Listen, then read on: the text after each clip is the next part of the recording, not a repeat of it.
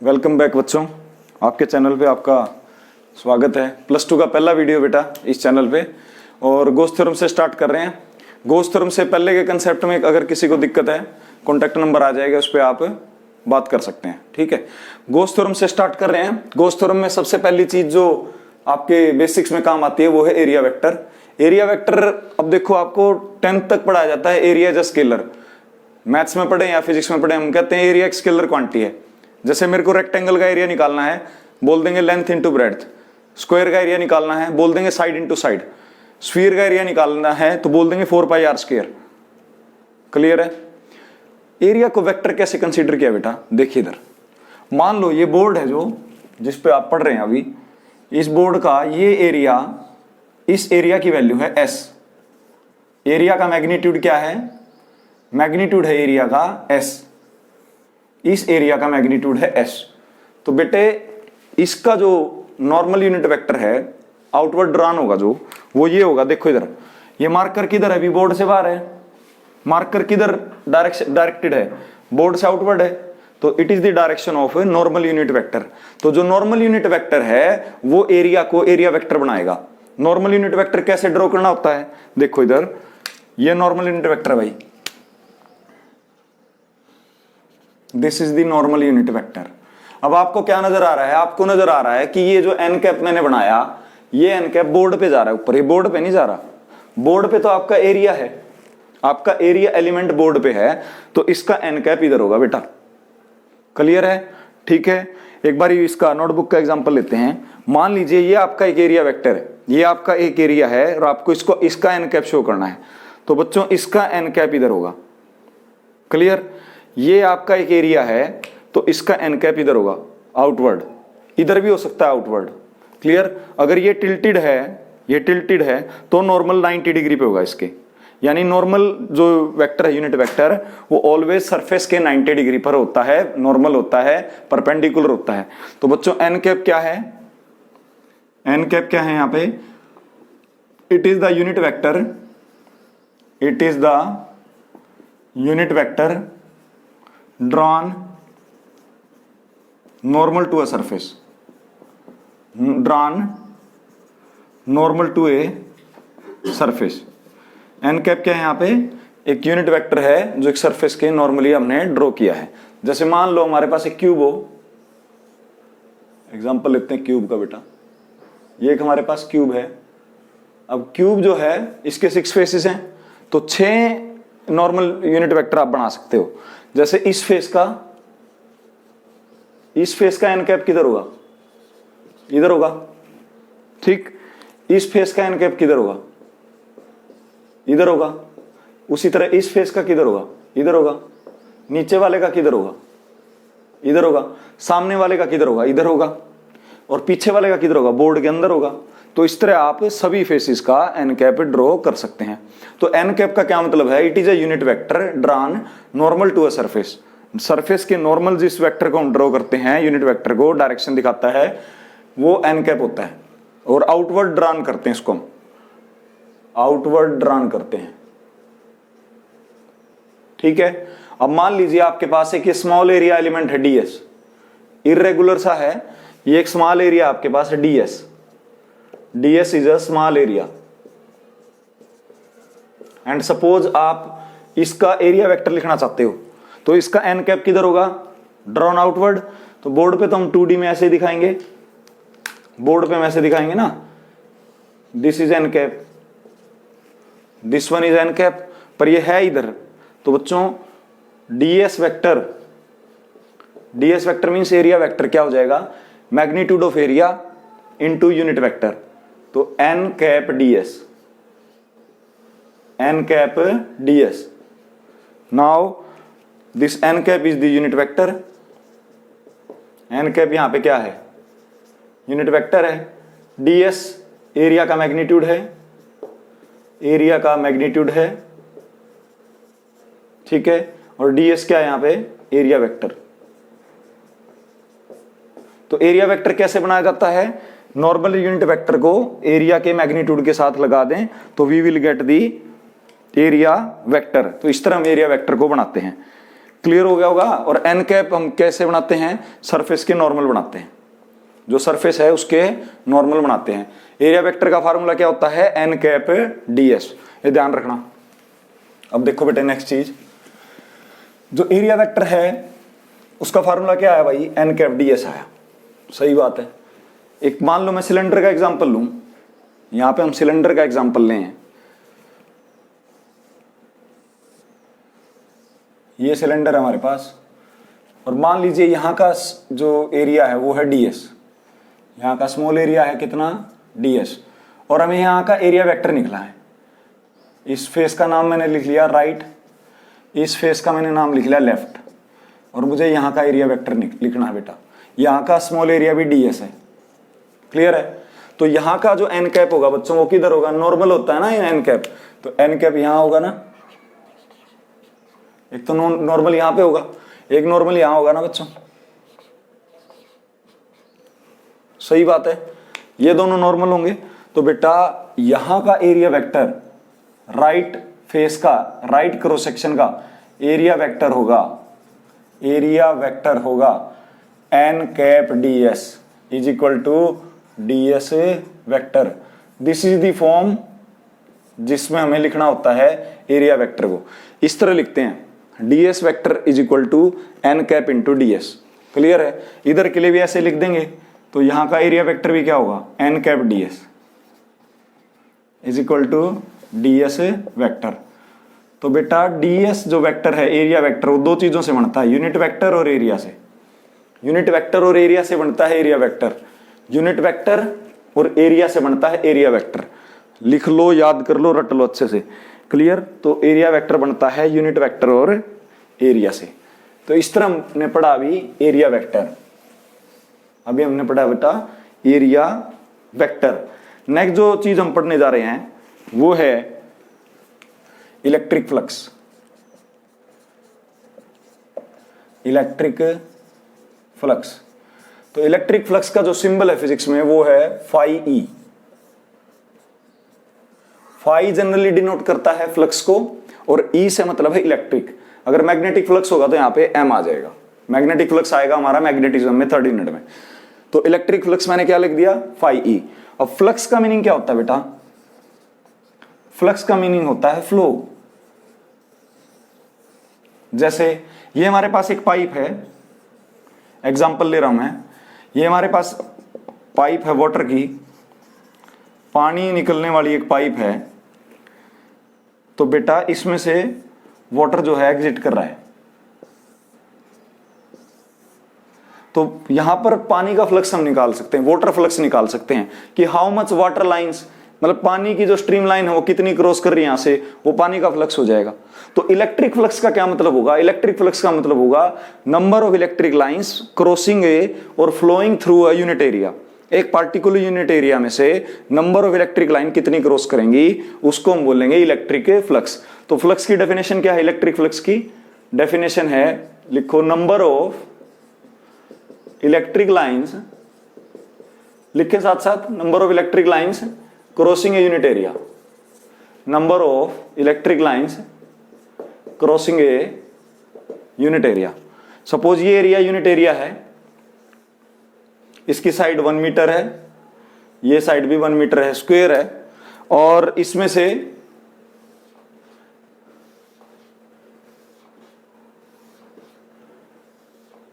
इस तरह 1 2 3 4 5 electric line पास कर रही हैं। तो इलेक्ट्रिक फ्लक्स कितना हो जाएगा यहां पर, 5 हो जाएगा। तो number of electric lines crossing a unit area, that is called electric flux in physics. Electric flux बोलते हैं उसको। समझ में आ गई बात। एक और तरीका है फ्लक्स को डिफाइन करने का, वो है, देखिए इधर, मैथमेटिकली जो फ्लक्स होता है फिजिक्स में वो क्या होता है, मैथमेटिकली फिजिक्स में फ्लक्स होता है बेटा, मैथमेटिकली फिजिक्स में फ्लक्स होता है इलेक्ट्रिक फील्ड इंटेंसिटी और एरिया वेक्टर का dot product. Electric field intensity और एरिया वेक्टर का डॉट प्रोडक्ट, ये आपको दे देगा इलेक्ट्रिक फ्लक्स की वैल्यू। अब डॉट प्रोडक्ट है तो यहां पे cos थीटा आएगा, तो इलेक्ट्रिक फ्लक्स को मैं लिख सकता हूं EA cos थीटा। क्या लिख सकते हैं हम, EA cos थीटा। तो बेटा ई क्या है, इलेक्ट्रिक फील्ड वेक्टर क्वांटिटी है, ए क्या है, एरिया वेक्टर वेक्टर है, दो वेक्टर में डॉट प्रोडक्ट होगी तो आंसर स्केलर आएगा। तो electric flux is a scalar quantity. Electric flux कैसी क्वांटिटी है, स्केलर क्वांटिटी है। फार्मूला है ई डॉट ए और ई ए कॉस थीटा। तो फ्लक्स जो है ई और ए की डॉट प्रोडक्ट से भी मिलता है हमें।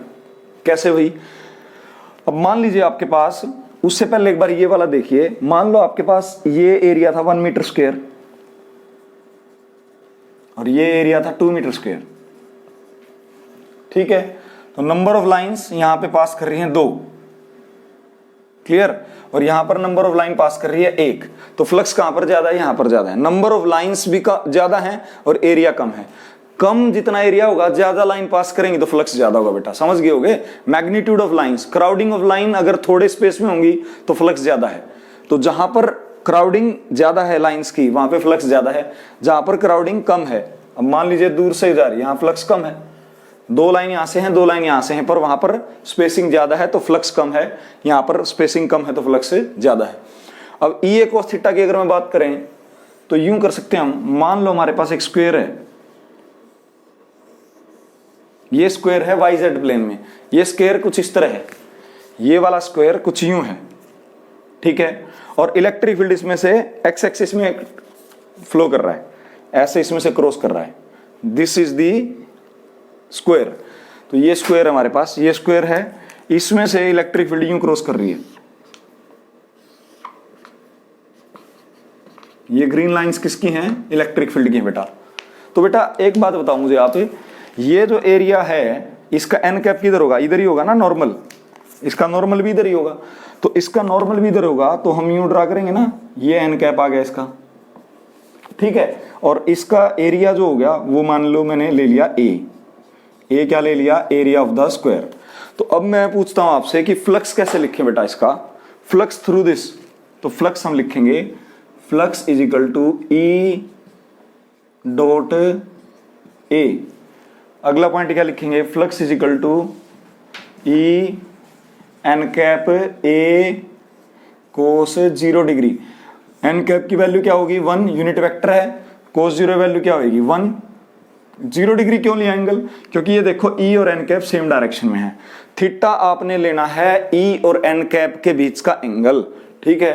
थीटा यहां पे आपने क्या लेना है, angle between E and n cap, angle between E vector and n cap.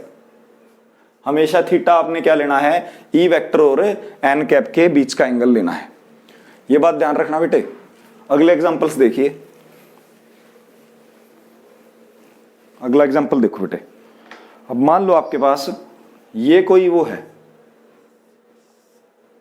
Surface area है, इसका एरिया है ए इसका एरिया है, और इलेक्ट्रिक लाइन ऐसे क्रॉस कर रही है इसको, इलेक्ट्रिक फील्ड ऐसे क्रॉस कर रही है, ऐसे कोई इलेक्ट्रिक फील्ड क्रॉस कर रही है।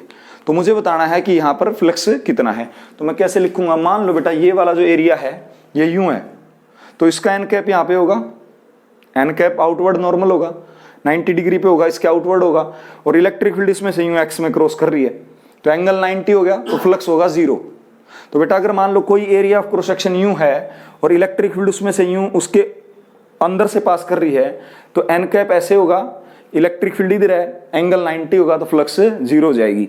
तो बेटा यहां पे देखो आप, इसका एन कैप होगा आउटवर्ड नॉर्मल, क्लियर। एंगल कितना है यहां पे, एंगल है 90, तो फ्लक्स हम लिखेंगे flux is equal to E dot A. तो फ्लक्स आ जाएगा हमारा E n cap A cos 90, n cap 1 हो गया, कोस 90 0 हो गया, 0 into something 0, electric flux will be 0। तो 0 फ्लक्स कंटेन्ड है कब, जब जो एरिया है उसके अंदर से इलेक्ट्रिक लाइन पास कर रही हो। मैक्सिमम फ्लक्स कब है, मैक्सिमम फ्लक्स कब है 0 डिग्री एंगल पे, 0 डिग्री एंगल पे फ्लक्स कब है मैक्सिमम, जब एरिया वेक्टर यूं है, एरिया एलिमेंट यूं है और इलेक्ट्रिक लाइन मैक्सिमम इसको क्रॉस कर रही है। अगर मैं इसको यूं कर दूंगा और अब इसमें से इलेक्ट्रिक लाइन पास कराऊंगा तो 0 फ्लक्स होगा, क्योंकि इसका एन कैप इधर आ जाएगा, एन कैप इसका इधर आ जाएगा, ठीक है, और इलेक्ट्रिक फील्ड इसमें से यूं जा रही है, तो एंगल 90 है, एंगल 90 है तो 0 हो जाएगा। लेकिन अगर यही एरिया एलिमेंट है, इसका एन कैप इधर है, इलेक्ट्रिक फील्ड भी इधर ही पास कर रही है, तो मैक्सिमम फ्लक्स होगा, मैक्सिमम फ्लक्स होगा। अब अगर इलेक्ट्रिक फील्ड इसको ऐसे क्रॉस कर रही है, एन कैप भी इसका उस साइड है। तो बेटा ये था हमारा फ्लक्स के बारे में। अब इसमें मैं और एग्जांपल लेता हूं, देखिए आप एग्जांपल देखो बेटा, एग्जांपल से ही समझ में आएगा। एक तो फार्मूला ये याद रख लें, definition number of electric line crossing unit area, ठीक है। और दूसरा क्या है भाई, दूसरा है फ्लक्स का फार्मूला होता है फिजिक्स में E dot A, E dot A, ये फार्मूला है, ठीक है बच्चों। और थीटा किस किस के बीच का एंगल है, थीटा है angle between N cap and E vector, इन दोनों के बीच का एंगल है थीटा, एंगल जो है इन दोनों के बीच का है। अगली बात देखो बेटे, ये वाली आपको अच्छे से समझ में आएगी। अब मान लो कोई एरिया एलिमेंट इस तरह था, ठीक है, और इसका एरिया है S, S इसका एरिया है, और बेटा इलेक्ट्रिक फील्ड अब की बारी मान लो ऐसे पास कर रही है, कोई इलेक्ट्रिक फील्ड है वो इसको ऐसे पास कर रही है, तो इसका अब ये वाला जो एरिया है, ये वाला जो स्क्वायर है ये यूं है, और इसमें इलेक्ट्रिक फील्ड यूं पास कर रही है कुछ, ये देखो इधर यूं पास कर रही है कुछ एंगल पे, यूं पास कर रही है। एन कैप यहां पे होगा, इसका एन कैप यहां पे होगा। तो बच्चों इसका एन कैप हम कैसे लेंगे, देखिए इसका एन कैप हम यहां लेंगे।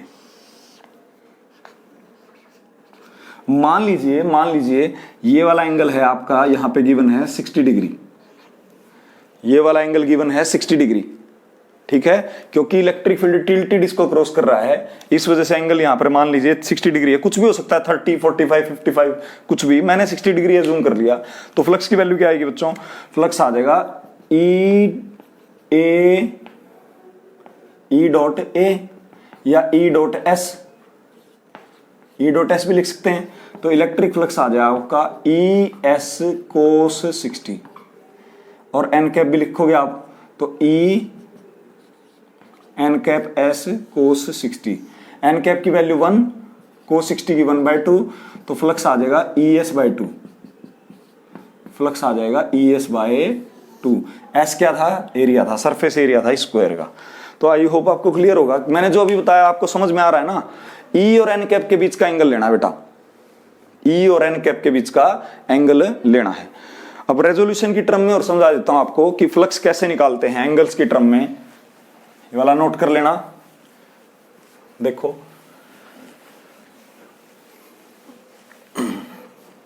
मैं बार बार कह रहा हूं बेटे कि फ्लक्स का फार्मूला है फिजिक्स में ई डॉट ए, ई डॉट ए है ना, पूरा फार्मूला क्या है, ई ए कोस थीटा, ये फार्मूला है, ठीक है। अब ये वाला एरिया है, मान लीजिए इलेक्ट्रिक फील्ड यूं जा रही है, ठीक, और ये वाला आपका है नॉर्मल यूनिट वेक्टर, इस एरिया का नॉर्मल यूनिट वेक्टर इधर है, इलेक्ट्रिक फील्ड यूं क्रॉस कर रही है। Suppose this angle is theta, angle की वैल्यू गिवन नहीं है, तो मैं आपको कहता हूं कि फ्लक्स लिख के दिखाइए। तो फ्लक्स लिख के जब दिखाना है आपने, तो ई वेक्टर का यहां पे कंपोनेंट क्या होगा, इसका यहां कंपोनेंट क्या होगा, ई कोस थीटा, और यहां पर क्या होगा, ई साइन थीटा। तो क्वेश्चन है अब आपके आगे, आपको समझ में आ रहा है तो आप अच्छे से बताओगे। ये दो कंपोनेंट हैं, ई कोस थीटा और E sine theta. Normal unit vector के जो डायरेक्शन में होगा, साथ में होगा, पैरेलल होगा, उसकी कंट्रीब्यूशन होगी फ्लक्स में मैक्सिमम, और जो परपेंडिकुलर होगा उसकी फ्लक्स में कंट्रीब्यूशन होगी 0। तो किसको टिक करूं और किसको काट दूं, इसकी फ्लक्स में कंट्रीब्यूशन होगी 0 और इसकी कंट्रीब्यूशन होगी फ्लक्स में पूरी की पूरी। तो इसका मतलब इस और एस यहां पे एरिया है, तो फ्लक्स हो जाएगा E n cap S cos theta. तो बच्चों अगर मैं इसको कॉम्पैक्ट फॉर्म में लिखूं तो फ्लक्स का आंसर आ जाएगा E dot S, E dot S, ये आंसर आ जाएगा। क्लियर है। ई कोस थीटा का रोल मैंने क्यों लिया, क्योंकि ई कोस थीटा और एन कैप सेम डायरेक्शन में है, तो फ्लक्स में कंट्रीब्यूशन सिर्फ इस कंपोनेंट की होगी। तो इलेक्ट्रिक फील्ड का वही कंपोनेंट जिम्मेवार होता है फ्लक्स के लिए जो नॉर्मल यूनिट वेक्टर के अलोंग होता है। जो परपेंडिकुलर होता है ये वाला, ये वाला जो परपेंडिकुलर था एन कैप के, इसका फ्लक्स में कंट्रीब्यूशन कुछ नहीं है, मतलब के 0 है। तो ये था हमारा फ्लक्स के बारे में बेटा। यूनिट और डायमेंशन और देख लो एक बार फ्लक्स के, फिर आप गॉस थ्योरम स्टार्ट करेंगे। हाँ जी, फ्लक्स की यूनिट देखते हैं एक बार। फ्लक्स की यूनिट्स देखो बेटा, फार्मूला क्या है, ई डॉट ए, तो electric field into area into cos theta, तो flux is equal to, electric field की यूनिट क्या होती है, न्यूटन पर कूलम्ब, एरिया की क्या यूनिट होती है, मीटर स्क्वायर, कॉस थीटा की कोई यूनिट नहीं होती। तो these are the SI unit of electric flux, newton per coulomb, metre square. Electric field की यूनिट वोल्ट पर मीटर भी होती है फिजिक्स में, volt per metre electric field की यूनिट, और एरिया की होती है मीटर स्क्वायर। तो ये भी आ गया, यहां से काट सकते हैं ना, ये कैंसिल हो गया, वोल्ट मीटर, वोल्ट मीटर, ये और ये सेम ही चीज है। These are the SI unit and these are also the SI unit of electric flux. Clear है बात, समझ में आ रहा है ना। तो फ्लक्स का आप करेंगे dimension, dimension of electric flux, formula क्या है, ई ए कोस थीटा, ये रहा फार्मूला। ठीक, अब इलेक्ट्रिक फील्ड क्या होता है हमारा, फोर्स बाय चार्ज होता है इलेक्ट्रिक फील्ड, एरिया तो एरिया है, कोस थीटा का डायमेंशन होता नहीं। तो फोर्स का डायमेंशन क्या होता है फिजिक्स में, M L T minus 2, area का एल स्क्वायर, चार्ज का ए टी। ठीक है, आंसर लिख दूं तो आंसर है M L cube T minus 2, sorry T minus 3, ये भी ऊपर चला जाएगा, ये 2 और 1 ये 3 हो गया, ये -3 हो गया, और a माइनस 1। ये था फ्लक्स का डायमेंशन, ये है फ्लक्स की यूनिट, ये भी है फ्लक्स की यूनिट। और फ्लक्स कैसी क्वांटिटी है, दोबारा लिख रहा हूं, स्केलर क्वांटिटी है फ्लक्स। फ्लक्स कैसी क्वांटिटी है, स्केलर क्वांटिटी है, क्योंकि ये डॉट प्रोडक्ट से मिली है, 2 वेक्टर के डॉट प्रोडक्ट से मिलेगी तो पक्का ये स्केलर होगी। चलो बेटा अब करते हैं Gauss theorem start. Gauss theorem देखिए, हाँ बेटा देखो, गॉस थ्योरम की डेफिनेशन देखिए, डेफिनेशन एक बार लिख देता हूं, net electric flux, net electric flux over a closed loop, over a closed loop is always equal to, is always equals to 1 by epsilon naught times net charge enclosed by that closed surface।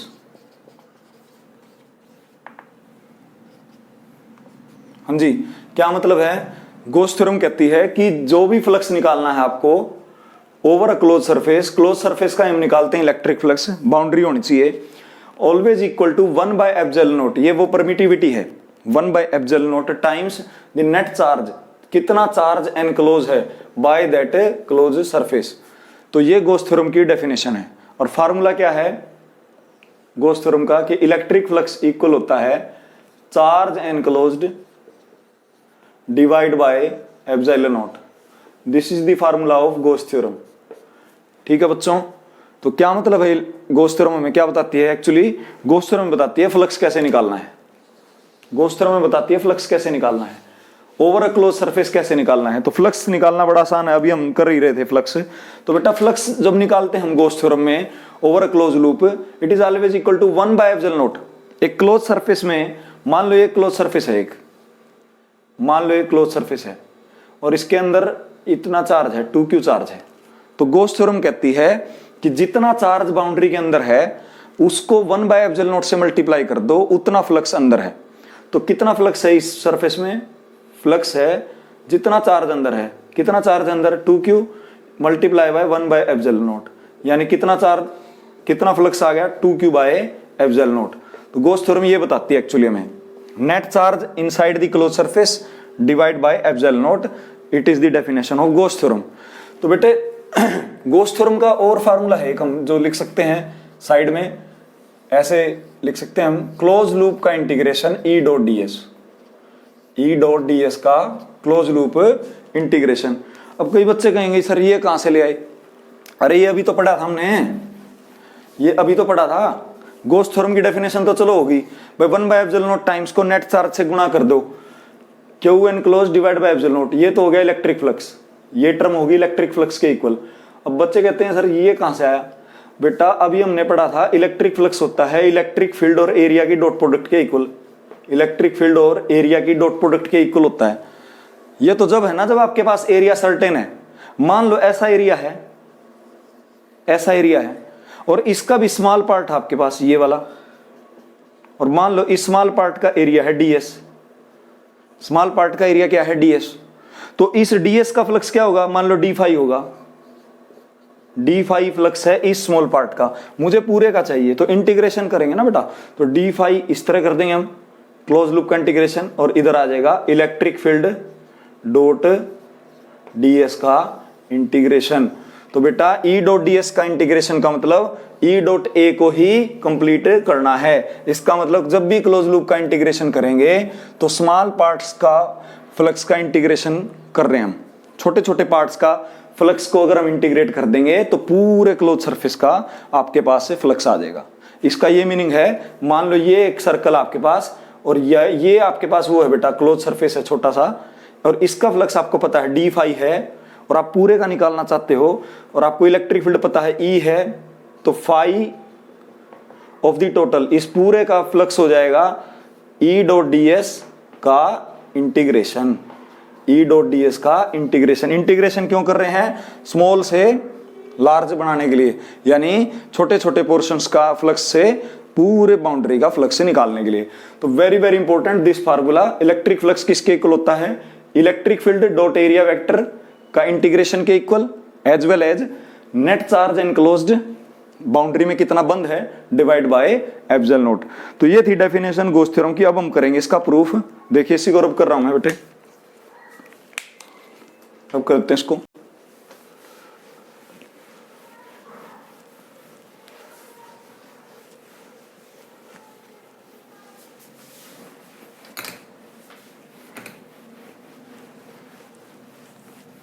देखो students, simple सी बात है भाई, गोस theorem ने हमें क्या दिया?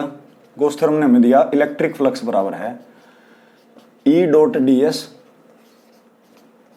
और दिया हमें Q enclosed by ε0, Q enclosed divide by ε0 और क्लोज लूप का इंटीग्रेशन। ये हमारा कंप्लीट फार्मूला है गोस थ्योरम का। ठीक है, अब हम करेंगे प्रूफ ऑफ गोस थ्योरम, जो कि इंपॉर्टेंट है बिकॉज अगला लेक्चर जब हम करेंगे उसमें हम एप्लीकेशन करेंगे गोस थ्योरम की, उसके लिए आपको प्रूफ का आना चाहिए। तो नेक्स्ट हम कर रहे हैं proof of goes theorem, proof of goes theorem important है बहुत, ध्यान देना भाई। तो एज्यूम कर लिया कि एक पॉइंट चार्ज हमारे पास स्मॉल q, तो let us assume a point charge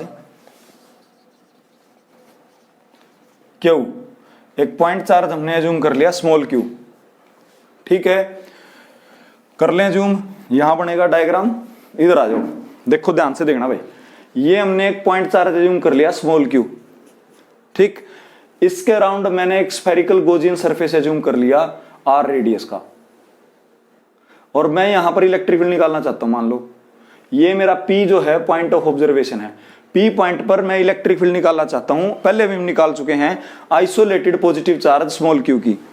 और मान लो ये जो हमने बनाया ये एक स्फेरिकल गोजियन सरफेस है, इमेजिनरी है, ये जो है r रेडियस का क्या है, एक इमेजिनरी सरफेस है। तो व्हाट इज दिस, ये क्या है? P पे तो हम इलेक्ट्रिक फील्ड निकालेंगे, यहां पे तो इलेक्ट्रिक फील्ड निकालेंगे, बट ये क्या है? ये हमारे पास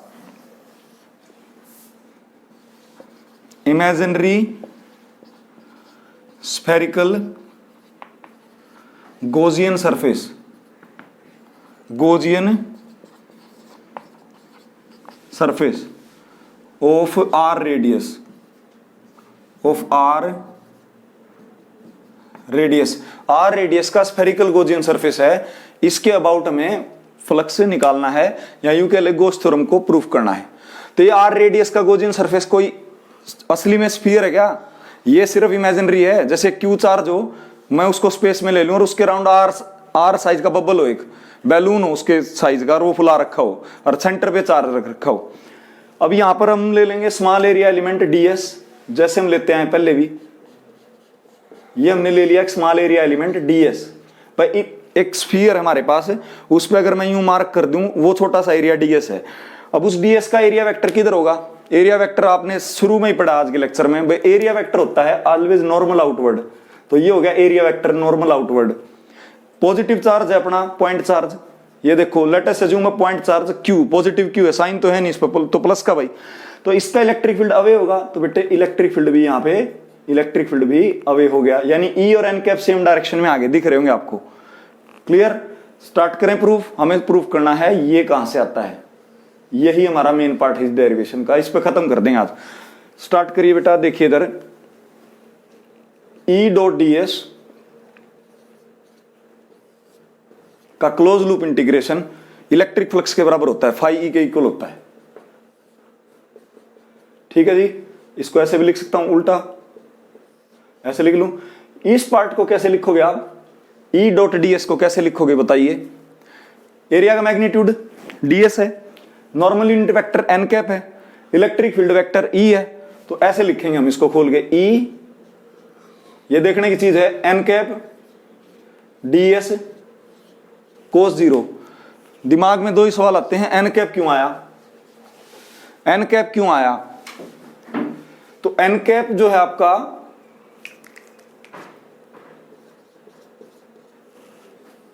जो n कैप है आपका वो यूनिट वेक्टर है। n कैप क्यों आया, यही सवाल आता है मेन। तो यूनिट वेक्टर बेटे, ds वेक्टर की वैल्यू रख दी हमने। ds वेक्टर की वैल्यू क्या होती है हमारे पास?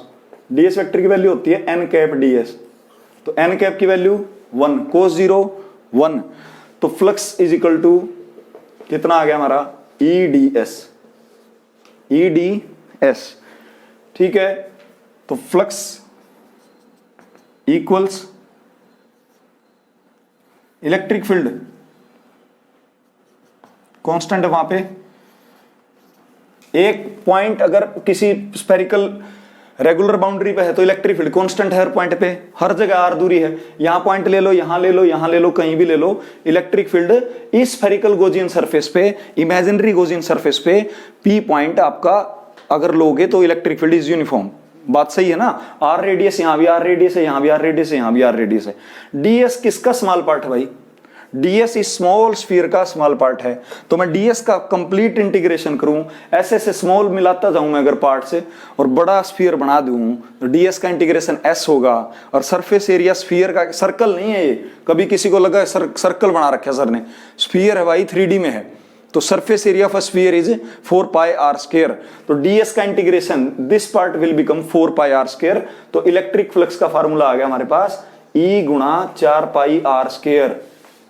ds का इंटीग्रेशन बन गया 4 पाई r square, surface area of the sphere, पूरे का सरफेस एरिया, क्योंकि स्मॉल का इंटीग्रेशन करेंगे पूरे का मिलेगा।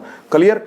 इलेक्ट्रिक फील्ड क्या होता है हमारा, पीछे पढ़ के आए हो आप, KQ बाय r स्क्वायर, ये सबको आता होगा क्योंकि ये चैप्टर जा चुका।